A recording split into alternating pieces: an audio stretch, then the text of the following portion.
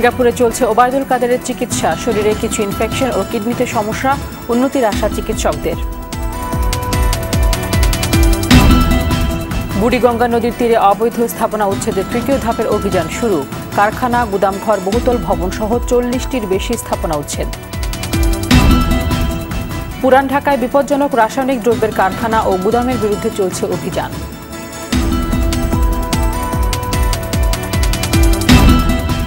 এবং ডাকসু নির্বাচন ঘিরে ক্যাম্পাস জুড়ে উৎসবমুখর পরিবেশ। চলছে দ্বিতীয় দিনের প্রচার, সাধারণ শিক্ষার্থীদের সমস্যা সমাধানের প্রতিশ্রুতি।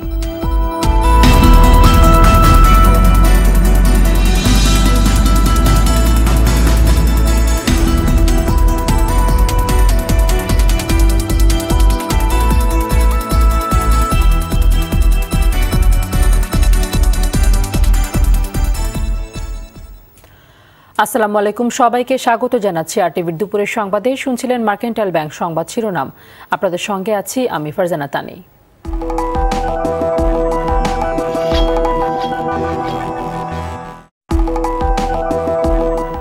সিঙ্গাপুরের মাউন্ট এলিজাবেথ হাসপাতালে আওয়ামী লীগের সাধারণ সম্পাদক ওবায়দুল কাদেরের চিকিৎসায় 5 সদস্যের টিম গঠন করা হয়েছে। তার শরীরে ইনফেকশন ও কিডনির সমস্যা পাওয়া গেছে, তবে এই মুহূর্তে ডায়ালাইসিসের প্রয়োজন নেই। গণমাধ্যমকে এসব তথ্য জানিয়েছেন আওয়ামী লীগের উপদপ্তর সম্পাদক ব্যারিস্টার বিপ্লব বড়ুয়া।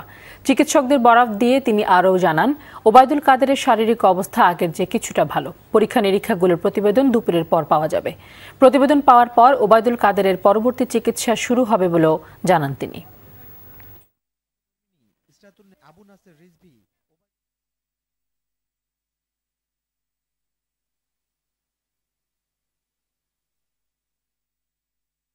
এবং তারা চিন্তা করছে আগামী কয়েকদিনের ভিতর এই কিডনি সমস্যা এবং ইনফেকশনটাকে কন্ট্রোল করার পরে they are thinking for the bypass surgery. এবং বর্তমানে তার অবস্থা আগের থেকে কমেই উন্নতির দিকে যাচ্ছে। বাকিটা এখন দেশবাসীর কাছে আমরা দোয়া প্রার্থী, আপনারা সবাই দোয়া করবেন। ধন্যবাদ। বুড়িগঙ্গা নদীর তীরে অবৈধ স্থাপনা উচ্ছেদ কার্যক্রম আবারও সকাল থেকে শুরু হয়েছে। এখন পর্যন্ত প্রায় 40টি অবৈধ স্থাপনা উচ্ছেদ করা হয়। এ সময় কয়েকটি 2-3 তলা বাড়ি ও মধু সিটি আবাসিক এলাকার অবৈধ স্থাপনা উচ্ছেদ করা হয়। এটি দ্বিতীয় পর্যায়ের উচ্ছেদ অভিযানের প্রথম দিন। প্রথম পর্যায়ে প্রায় 1750 অবৈধ স্থাপনা উচ্ছেদ করা হয়। এর মধ্যে কলকারখানা, গুদামঘর, বহুতল ভবন, আধা কাঁচা বাড়ি, টিনশেড, নানা ধরনের অবৈধ স্থাপনা রয়েছে।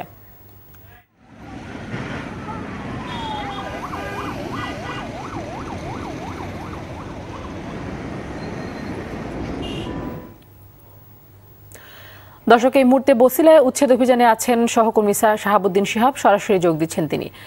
শিহাব, এই পর্যন্ত কতটি স্থাপনা উচ্ছেদ করা হয়েছে, আর ওই এলাকায় সব অবৈধ স্থাপনা উচ্ছেদ করতে মোট কতদিন সময় লাগতে পারে?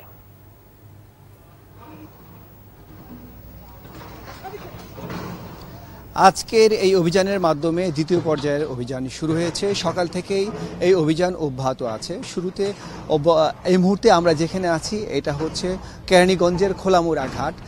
আমরা দেখতে পাচ্ছি পিছনে এক্সকাভেটর দুটি এবং এখানকার অবৈধ স্থাপনা ভাঙচুর করছে।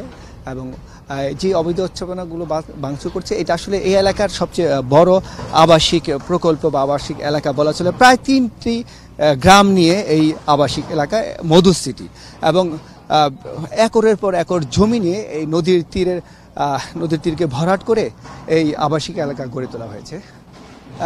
এটি আসলে এই অবৈধ স্থাপনাটি আসলে অনেক আগেই এর আগে চেষ্টা করেছিল বিএডব্লিউটি এগুলো উচ্ছেদ করার বা এগুলো তুলে দেওয়ার জন্য, কিন্তু তখন পারেনি। তো যাই হোক, এই পর্যায়ে সেই উচ্ছেদটি করার প্রক্রিয়া শুরু হয়েছে এবং সেটা আজকের এই কিছুক্ষণ আগে এর মাধ্যমে এই অভিযান প্রক্রিয়াটি শুরু হলো। এবং এটি যদি কাজটি সম্পূর্ণ করতে পারে মোটামুটি প্রায় 3টি গ্রামের মতো এবং প্রায় 3 কিলো এলাকা নদী তীর দখলমুক্ত হবে। এবং কিছুক্ষণ আগে আমরা যেখানে ছিলাম সেটা হচ্ছে বসিলা তীরের সেই দক্ষিণ পাড়। সেখানেও আমরা দেখেছি যে প্রায় 30-40টির মতো বসত ভিটা উচ্ছেদ করা হয়েছে এবং সেগুলো সবগুলোই ছিল নদীর পাড়ে। এবং প্রায় এর মধ্যে কয়েকটি ছিল 2 তলা 3 তলা বাড়ি, বসত ভিটা এবং মানুষের আবাসস্থল। এবং আমরা সেখানে দেখেছি যে নদীর দুই পাড়ে যে বাসাবাড়িগুলো থেকে যে মাটি ফেলে ভরাট করা হয়েছিল সেই জায়গাগুলো মুক্ত করে সেই জায়গাগুলো অবমুক্ত করতে আমরা দেখেছি। এবং পাশাপাশি একটি বিষয় দেখেছি যে রাস্তাগুলোকে আমরা দেখেছি যে রাস্তাগুলোর নির্মাণ কাজ যাতে এই শীঘ্রই ওয়াকওয়ের কাজ শুরু হবে, যাতে এই জায়গাগুলো যে দখল করা হয়েছে এগুলো এবং দখলমুক্ত করা হয়েছে এই দখলমুক্ত জায়গাগুলো আবার যাতে দখল হয়ে না যায় এই জন্য আসলে এখানে ওয়াকওয়ের কাজ শুরু হয়েছে, এটা আমাদের জানিয়েছে বিআরডব্লিউটি এর পক্ষ থেকে। এবং সেই কাজটি অচিরে দৃশ্যমান হবে। এবং এই প্রথম পর্যায়ের আপনারা জানেন যে প্রথম পর্যায়ের যে আজকে যে অভিযান চলছে এটা আসলে 12 দিন যাবৎ চলবে। এবং প্রথম পর্যায়ে যে অভিযান চলেছে সেটাও 12 দিন ছিল। এবং আজকে মঙ্গলবার, আগামীকালকে বুধবার এবং পরশুদিন বৃহস্পতিবার, এই 3 দিন যাবৎ প্রতি সপ্তাহে 3 দিন করে এই অভিযান চলবে এবং 12 দিন এই অভিযান এই পুরো মার্চ মাস অব্যাহত থাকবে। এটি ছিল বুড়িগঙ্গার তীর থেকে আমার কাছে সর্বশেষ তথ্য। শাহাবুদ্দিন শিহাব, ধন্যবাদ আপনাকে। দর্শক, বসিলা থেকে এতক্ষণ নদী দখলমুক্ত করার খবর জানাচ্ছিলেন সহকর্মী শাহাবুদ্দিন শিহাব। রাজধানীর পুরনো ঢাকার আবাসিক ভবনে কেমিক্যাল ও দাহ্য পদার্থ অপসারণে আজও অভিযান পরিচালনা করেছে টাস্কফোর্স। বেলা 11:15টার দিকে বকশীবাজারের জয়নাগ রোড থেকে কর্মসূচি শুরু করে অভিযানিক দল। দক্ষিণ সিটি কর্পোরেশনের প্রধান স্বাস্থ্য কর্মকর্তা ব্রিগেডিয়ার জেনারেল শরীফ আহমেদ খান সহ তিতাস গ্যাস, ঢাকা ওয়াসা, ডিপিডিসি, বিস্ফোরক অধিদপ্তর, পরিবেশ অধিদপ্তর, ঢাকা জেলা প্রশাসক ও চকবাজার থানা পুলিশ অভিযানে অংশ নেয়। মোট 6টি বাড়িতে অভিযান পরিচালনা করে দলটি। এ সময় কেমিক্যাল বা দাহ্য পদার্থের উপস্থিতি পেলে বিদ্যুৎ ও গ্যাস লাইন বিচ্ছিন্ন করে দেয় অভিযানিক দল। তবে অভিযান পরিচালনা করতে গিয়ে আজও ব্যবসায়ীদের বিক্ষোভের মুখে পড়ে টাস্কফোর্স। বছর ধরে অনেকগুলি শ্রমিক কাজ করে, আমরা যাবো কোথায়?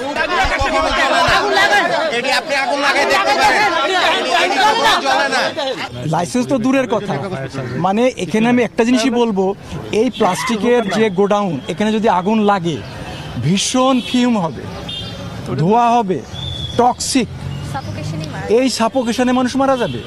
এটা কি জীবনের ঝুঁকি না? জনজীবনের ঝুঁকি নিয়ে বাস করবেন না এবং তারা অনতিবিলম্বে সরকার কর্তৃক নির্দিষ্ট স্থানে তাদের এই ব্যবসাকে সরিয়ে নেবেন। পুরনো ঢাকায় রাসায়নিক গুদাম সরাতে সিটি কর্পোরেশনের অভিযান চলছে। সেখান থেকে সরাসরি যোগ দিচ্ছেন সহকর্মী জুবায়ের সানি। সানি, আজকের অভিযানে কতটি ভবন থেকে রাসায়নিক গুদাম সরানো হয়েছে? এখানে কোনো দাহ্য পদার্থ পাওয়া গেছে কিনা? আর ব্যবসায়ীদের তোপের মুখে অভিযানিক দলের অভিযান চালাতে কোনো রকম সমস্যায় পড়তে হচ্ছে কিনা? ইতিমধ্যে শেষ হয়ে গেছে। অভিযানিক দল যে টাস্কফোর্সের সদস্যরা ছিল তারাও এখান থেকে চলে গেছেন এবং 6টি বাড়িতে অভিযান চালানো হয়েছে এবং এই 6টি বাড়িরই নিচতলায় বিপুল পরিমাণ রাসায়নিক দ্রব্যের সন্ধান পেয়েছে টাস্কফোর্স এবং সেই সঙ্গে এই 6টি বাড়িরই বিদ্যুৎ সংযোগ বিচ্ছিন্ন করে দেওয়া হয়েছে। আমি যদি আপনাকে দেখাই, পিছনে যে বাড়িটি দেখছেন, এই বাড়িটি কিন্তু 6তলা একটি বাড়ি এবং এই বাড়িটির 5 তলায় আসলে সাধারণ মানুষের বসবাস এবং সেই সঙ্গে নিচতলায় যদি একটু আর আমরা কিছুক্ষণ আগে ঘুরে দেখেছি, নিচতলা জুড়ে কিন্তু পুরো কেমিক্যালের একটি বিশাল গোডাউন এখানে এবং প্রত্যেকটি কেমিক্যালে দাহ্য পদার্থ এবং এই বাড়িটিকেও কিন্তু আসলে এই বাড়িটিরও বিদ্যুৎ সংযোগ বিচ্ছিন্ন করে দেওয়া হয়েছে এবং অভিযানিক দল যখন অভিযান চালাচ্ছিলেন শেষের দিকে এসে ব্যবসায়ীদের বেশ তোপের মুখে পড়েন তারা এবং ব্যবসায়ীরা বিক্ষোভ করেন এবং তারপরই অভিযান এখান থেকে সমাপ্ত করে চলে যান টাস্কফোর্সের সদস্যরা এবং ব্যবসায়ীদের যে একটি দাবি রয়েছে যে যেহেতু তাদেরকে কোনো সময় দেওয়া হচ্ছে না, তাদের একটি দাবি যে তাদেরকে নির্দিষ্ট সময় দিয়ে একটি জায়গায় সরিয়ে নেয়ার এমন দাবি জানিয়ে তারা বারবারই বলে আসছিলেন যে বিক্ষোভ করছিলেন। কিন্তু একটি বিষয় নিয়ে আসলে এখানে কনফিউশন তৈরি হয়েছে যে প্রথমত বলা হয়েছিল যে 29টি কেমিক্যাল যে সব গোডাউনে পাওয়া যাবে সেগুলোর বিরুদ্ধে অভিযান চালানো হবে।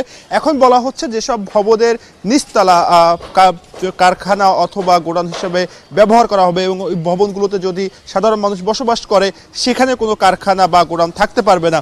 এভাবেই কিন্তু আসলে এখন সেভাবেই অভিযান আসলে চালানো হচ্ছে এবং শেষ পর্যন্ত আজ অভিযান সমাপ্ত করা হয়েছে এবং টাস্কফোর্সের 5টি দল বিভিন্ন জায়গায় অভিযান চলছে এবং পুরান ঢাকার অভিযান কিন্তু ইতিমধ্যে শেষ। 6টি ভবনে অভিযান চালিয়ে সেখানকার বিদ্যুৎ গ্যাস সংযোগ কিন্তু বিচ্ছিন্ন করে দেওয়া হয়েছে। তানি সানি, ধন্যবাদ আপনাকে। দর্শক, পুরান ঢাকার বকশীবাজার এলাকা থেকে রাসায়নিক গুদাম সরানোর অভিযানের খবর জানাচ্ছিলেন সহকর্মী জুবায়ের সানি। মনোনয়নপত্র চূড়ান্ত হওয়ার পর আজ দ্বিতীয় দিনের মতো সকাল থেকে পুরো দমে প্রচারে নেমে পড়েছেন ডাকসু ও হল সংসদ নির্বাচনের প্রার্থীরা। অনেকটা পাশাপাশি অবস্থান করেই ক্রিয়াশীল ছাত্র সংগঠনগুলোর মনোনীত ও স্বতন্ত্র প্রার্থীরা ভোটারদের দ্বারে দ্বারে যাচ্ছেন। এদিকে বিভিন্ন প্যানেলের পক্ষ থেকে নির্বাচনী ইশতেহারও প্রকাশ করা হচ্ছে। সেখানে দেওয়া হচ্ছে সাধারণ শিক্ষার্থীদের নানা ধরনের সমস্যা সমাধানের প্রতিশ্রুতি। সব মিলিয়ে নির্বাচন ঘিরে ক্যাম্পাসে সৃষ্টি হয়েছে উৎসব মুখর পরিবেশ। আগামী 11 মার্চ ভোট গ্রহণের দিন নির্ধারিত রয়েছে। আমাদের প্যানেলে 7 জন বোন রয়েছে। এটা আমাদের প্যানেল বাংলাদেশ ছাত্রলীগ মনোনীত এবং সম্মিলিত শিক্ষার্থী সংসদ। দর্শক, এই মুহূর্তে ক্যাম্পাসে আছেন সহকর্মী এহতেরামুল হক, সরাসরি যুক্ত হচ্ছেন তিনি। এহতেরাম, প্রচার প্রচারণা কেমন দেখছেন? ছাত্র সংগঠনগুলোর কোনো অভিযোগ আছে কিনা, আর প্রত্যেকটি দলের প্রার্থীদের সহাবস্থান নিশ্চিত হয়েছে কিনা?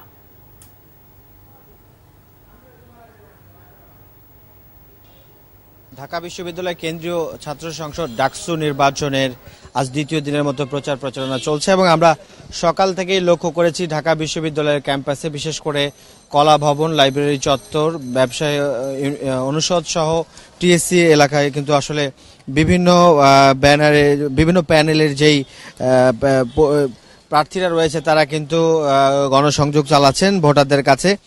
আপনাকে একটু জানিয়ে রাখি যে আজকে দ্বিতীয় দিনের মতো যে নির্বাচনী প্রচার চলছে এটি আসলে আগামী 10 তারিখ সকাল 10টা পর্যন্ত তাদের এই নির্বাচনী প্রচার করতে পারবেন নির্বাচনী আইন অনুযায়ী, এবং সেজন্য প্রার্থীরা আসলে চাচ্ছেন যে সর্বোচ্চ সংখ্যক ভোটারদের কাছে যেতে এবং তাদের প্রতিশ্রুতি তুলে ধরছেন। আপনাকে একটু সংক্ষেপে জানিয়ে রাখি যে এই ডাকসু নির্বাচনে এবারের 25টি পদে 229 জন প্রার্থী রয়েছে। এর মধ্যে ভিপি পদে রয়েছেন 21 জন, জিএস পদে 14 জন এবং এজিএস পদে রয়েছেন 13 জন। এছাড়া হল সংসদের নির্বাচনে আসলে এবারে দেখাচ্ছে যে আমরা দেখেছি যে ছেলেদের 13টি এবং মেয়েদের 5টি, মোট 18টি হলে 234টি পদের বিপরীতে প্রার্থীরা এবার লড়ছেন 509 জন। তো আমরা এই মুহূর্তে আছি মধুর ক্যান্টিনের সামনে। এখানে কিন্তু আমরা কিছুক্ষণ পরপরই লক্ষ্য করছি বিভিন্ন ছাত্র সংগঠন যেগুলো আছে, ছাত্রলীগ, ছাত্র দল, প্রগতিশীল ছাত্র, তাদের প্রার্থীরা আসছেন, গণসংযোগ করছেন এবং তারা বিভিন্ন ধরনের নির্বাচনী ইশতেহার যেগুলো আছে সেগুলো বলছেন। বিশেষ করে যেটা বলা যায় যে আবাসিক হলের যে সংকট রয়েছে, এছাড়া ছাত্রদের উন্নত মানের খাবার, ক্যান্টিনে যে সমস্যাগুলো রয়েছে, পরিবহন সমস্যা রয়েছে এবং অন্যান্য যে বিষয়গুলো আছে সেগুলোর প্রতিশ্রুতি দিচ্ছে। শিক্ষার মান উন্নয়ন, ক্যাম্পাসে একটি সুন্দর পরিবেশ তৈরি। বিশেষ করে বলা যায় যে আবার 28 বছর পরে এই নির্বাচনকে কেন্দ্র করে কিন্তু বেশ প্রাণবন্ত হয়ে উঠেছে এবং ছাত্র, সাধারণ ভোটার, প্রার্থী সবার মধ্যে কিন্তু আমরা একটি সুন্দর উৎসবমুখর পরিবেশ লক্ষ্য করছি আসলে সকাল থেকে বিকেল পর্যন্ত। এবং বিশেষ করে বলা চলে যে এই যে সময় ক্লাস চলাকালীন সময়ে প্রার্থীরা তাদের নির্বাচনী প্রচার প্রচারণা বেছে নিয়েছেন, কারণ এই সময়ে সর্বাধিক সংখ্যক ভোটারের কাছে তাদের নির্বাচনী বার্তা নিয়ে যেতে পারেন। তো আমার কাছে এই ছিল এই পর্যন্ত এখানকার সর্বশেষ তথ্য। এহতেরাম, ধন্যবাদ আপনাকে। দর্শক, ঢাকা বিশ্ববিদ্যালয় ক্যাম্পাস থেকে ডাকসু নির্বাচনের খবরাখবর জানাচ্ছিলেন সহকর্মী এহতেরামুল হক।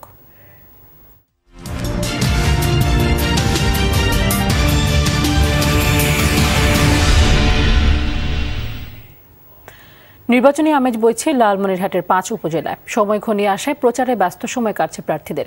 আওয়ামী লীগ ও জাতীয় পার্টির প্রার্থীর পাশাপাশি মাঠে সরব রয়েছেন স্বতন্ত্র প্রার্থীরা। তবে যোগ্য ব্যক্তিকে জনপ্রতিনিধি হিসেবে পেতে চান ভোটাররা। লালমনিরহাট থেকে হাসানুল আজিজের তথ্য ও ছবিতে রাসেল আহমেদের রিপোর্ট। লালমনিরহাটে শহর থেকে গ্রাম সব জায়গায় এখন নির্বাচনী আমেজ। এখানকার 5টি উপজেলা নির্বাচন হবে আগামী 10 মার্চ। এরই মধ্যে নির্বাচনী প্রচারে ব্যস্ত সময় কাটাচ্ছেন প্রার্থীরা। 5টি উপজেলায় চেয়ারম্যান পদে 16, ভাইস চেয়ারম্যান পদে 20 ও নারী ভাইস চেয়ারম্যান পদে 17 জন প্রার্থী লড়ছেন।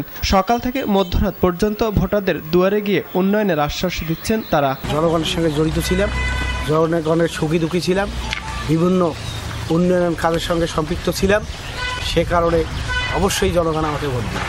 আমি যদি তাদের ভোটে জয়লাভ করি তাহলে লালমনিরহাট সদর উপজেলাবাসীর জন্য যা যা করার দরকার আমি আমার জীবন দিয়ে এলেও সেটি চেষ্টা করব। মাদক নির্মূল করব এবং যে সমস্ত ছেলেমেয়ে এখন এডিক্টেড হয়ে গেছে মাদক নিরাময় কেন্দ্রের মাধ্যমে আমরা তাদেরকে পুনর্বাসিত করব। তবে শত যোগ্য ব্যক্তিকে নির্বাচিত করতে নানা হিসাব নিকাশ করছেন ভোটাররা। যারা সঠিক নেতৃত্ব দিতে পারবে তাকেই আমরা প্রার্থী হিসেবে বেছে দিতে চাই। মানুষের জন্য, মানুষের সেবার জন্য জীবন অন্তপ্রাণ সেই ধরনের প্রার্থীকে আমরা ভোট। নির্বাচন সুষ্ঠু ও শান্তিপূর্ণ করতে সব ধরনের ব্যবস্থা নেওয়ার কথা জানান কর্মকর্তা। কেন্দ্রগুলো পরিদর্শন হয়ে গেছে, পুলিশ এবং আনসার অন্যান্য বাহিনীর সঙ্গে আমাদের আইন শৃঙ্খলার সমন্বয় মিটিংও হয়ে গেছে এবং আমরা আশা করছি যে একটি শান্তিপূর্ণ, সুষ্ঠু এবং সুন্দর একটি নির্বাচন আমরা লালমনিরহাটবাসীকে উপহার দেব। লালমনিরহাট সদর, পাটগ্রাম, হাতীবান্ধা, কালীগঞ্জ ও আদিতমারী উপজেলায় এবার মোট ভোটার 9,17,000। ভোট নেওয়া হবে 3 শতাধিক কেন্দ্রে। রাসেল আহমেদ, RTV। দুপুরে সচিবালয়ে স্বরাষ্ট্রমন্ত্রী আসাদুজ্জামান খান কামালের সঙ্গে বৈঠক করবেন বিএনপি মহাসচিব মির্জা ফখরুল ইসলাম আলমগীরের নেতৃত্বে দলের স্থায়ী কমিটির সদস্যরা। বৈঠকে কারাবন্দী বিএনপি চেয়ারপারসন খালেদা জিয়ার চিকিৎসার বিষয়ে স্বরাষ্ট্রমন্ত্রীর সঙ্গে কথা বলবেন তারা। এছাড়া রাজনীতির নানা দিক নিয়েও আলোচনা হতে পারে বলে ধারণা করা হচ্ছে।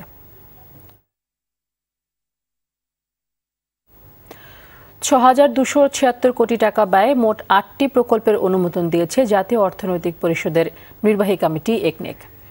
সকালে রাজধানীর শেরে বাংলা নগরের NEC সম্মেলন কক্ষে প্রধানমন্ত্রী শেখ হাসিনার সভাপতিত্বে অনুষ্ঠিত একনেক বৈঠকে এই অনুমোদন দেওয়া হয়।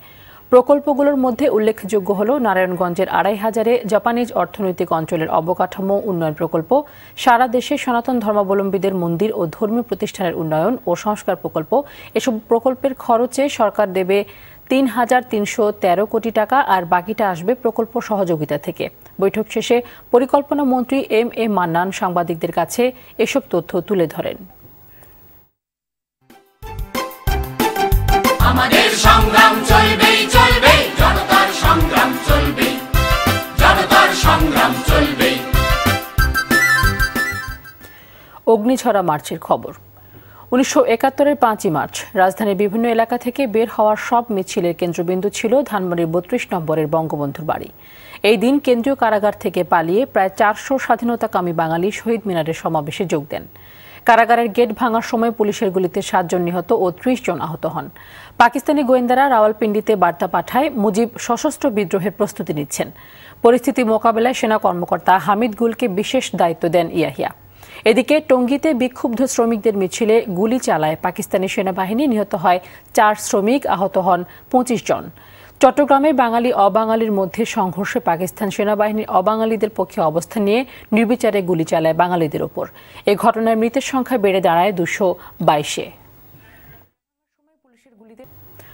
পশ্চিমা লঘুচাপের কারণে চলমান ঝড় বৃষ্টি আগামীকালও অব্যাহত থাকতে পারে, তবে বৃহস্পতিবার নাগাদ অবস্থার উন্নতি হবে। মঙ্গলবার সকাল 9টা থেকে আগামী 24 ঘন্টার আবহাওয়ার পূর্বাভাসে বলা হয়েছে, খুলনা, বরিশাল ও চট্টগ্রাম বিভাগের অনেক জায়গায়, ঢাকা ও সিলেট বিভাগের কিছু কিছু জায়গায় এবং রাজশাহী, রংপুর ও ময়মনসিংহ বিভাগের 2-1 জায়গায় অস্থায়ীভাবে দমকা বা ঝোড়ো হাওয়া সহ বৃষ্টি বা বজ্রবৃষ্টি হতে পারে। কোথাও কোথাও বিক্ষিপ্তভাবে শিলাবৃষ্টি হতে পারে। অপরদিকে উপকূলীয় এলাকায় বজ্রবৃষ্টি সহ ঝোড়ো হাওয়া বয়ে যেতে পারে। এসব এলাকার নদী বন্দরকে 2 নম্বর নৌ হুঁশিয়ারি সংকেত দেখাতে বলা হয়েছে।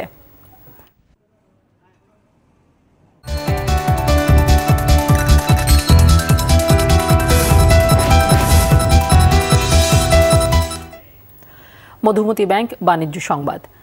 ক্ষুদ্র ও মাঝারি উদ্যোক্তা খাতের সুষ্ঠু বিকাশ ও উন্নয়নের মাধ্যমে টেকসই শিল্পায়নের লক্ষ্যে দিনাজপুরে শুরু হয়েছে 7 দিনব্যাপী SME পণ্য মেলা। সকালে জেলার গোরে শহীদ ময়দানে এর উদ্বোধন করেন রংপুর বিভাগীয় কমিশনার মোহাম্মদ জয়নুল বারী। এর আগে মেলা ঘিরে বের হওয়া বর্ণাঢ্য র্যালি শহরের বিভিন্ন সড়ক ঘুরে শেষ হয়।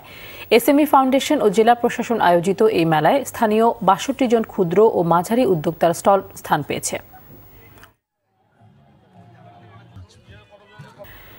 সংবাদ শেষ করব সীতাকুণ্ডে শিব মেলার খবর দিয়ে। সীতাকুণ্ডে শুরু হয়েছে সনাতন ধর্মাবলম্বীদের ঐতিহ্যবাহী 300 বছর পুরনো শিব চতুর্দশী মেলা। হিন্দু সম্প্রদায়ের সবচেয়ে বড় এই মেলায় যোগ দেবেন ভারত, নেপাল সহ বিভিন্ন দেশের সাধু সন্ন্যাসীরা। এবারের মেলায় দর্শনার্থীর সংখ্যা 20 লাখ ছাড়িয়ে যাবে বলে আশা করছে কমিটি। অন্যদিকে নড়াইলে জমে উঠেছে সুলতান মেলা। প্রতিনিধিদের তথ্য ও চিত্র জানাচ্ছেন অভি ইসলাম। উপমহাদেশে সনাতন ধর্মাবলম্বীদের অন্যতম তীর্থস্থান সীতাকুণ্ডের পাহাড়ের 1400 ফুট উপরে স্থাপিত পবিত্র চন্দ্রনাথ মন্দির। মেলাকে কেন্দ্র করে শিবলোক প্রাপ্তির আশায় এরই মধ্যে আসতে শুরু করেছেন পুণ্যার্থীরা। সোমবার শিব চতুর্দশী শুরু হয়েছে, আর মঙ্গলবার সন্ধ্যায় এই তিথিতে ডাবের জল আর দুধ দিয়ে শিব স্নান করাবেন ভক্তরা। পুণ্য এই তিথিতে বিবাহিত নারীরা স্বামী ও পরিবারের মঙ্গল কামনায় উপোস থেকে ব্রত পালন করছেন। উপোস করে আসছি এই চন্দ্রনাথ দর্শনে। বাবার এই দর্শনে আমরা যদিও ক্লান্তি লাগে, অনেক আনন্দ লাগতেছে। কিশোরগঞ্জ থেকে আসছি তীর্থ করার জন্য। চন্দ্রনাথ ধাম এলাকায় অসংখ্য মঠ মন্দির থাকলেও মূল আকর্ষণ পাহাড়ের চূড়ায় চন্দ্রনাথ মন্দির। বরাবরের মতো এবারও দেশের বাইরে থেকে প্রচুর দর্শনার্থী এসেছে। ক্লান্তি তো অবশ্যই ছিল, কিন্তু বাবার উদ্দেশ্যে আসা। পাসপোর্ট করে এসেছি, এসে দেখি যে ওঠার সময় রাস্তার পরিগতি খুব খারাপ। দেশে সনাতন ধর্মাবলম্বীদের সবচেয়ে বড় এই মিলন মেলায় দর্শনার্থীর সংখ্যা 20 লক্ষ ছাড়িয়ে যাবে আশা মেলা কমিটির। মানুষ যেভাবে আসছে প্রায় 20 লাখের মতো মানুষ আসবে। 4 মার্চ থেকে 6 মার্চ পর্যন্ত শিব চতুর্দশী ও দোল পূর্ণিমা উপলক্ষে সীতাকুণ্ড মেলার আয়োজন করা হয়েছে।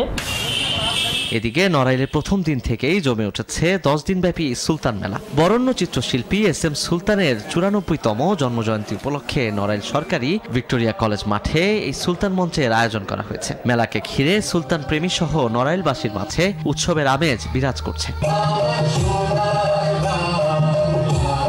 অভি ইসলাম, টিভি।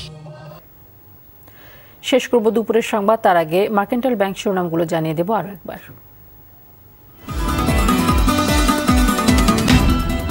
সিঙ্গাপুরে চলছে ওবায়দুল কাদেরের চিকিৎসা, শরীরে কিছু ইনফেকশন ও কিডনিতে সমস্যা, উন্নতির আশা চিকিৎসকদের।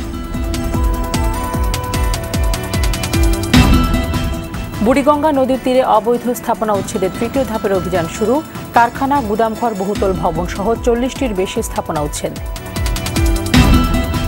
পুরান ঢাকায় বিপজ্জনক রাসায়নিক দ্রব্যের কারখানা ও গুদামের বিরুদ্ধে চলছে অভিযান।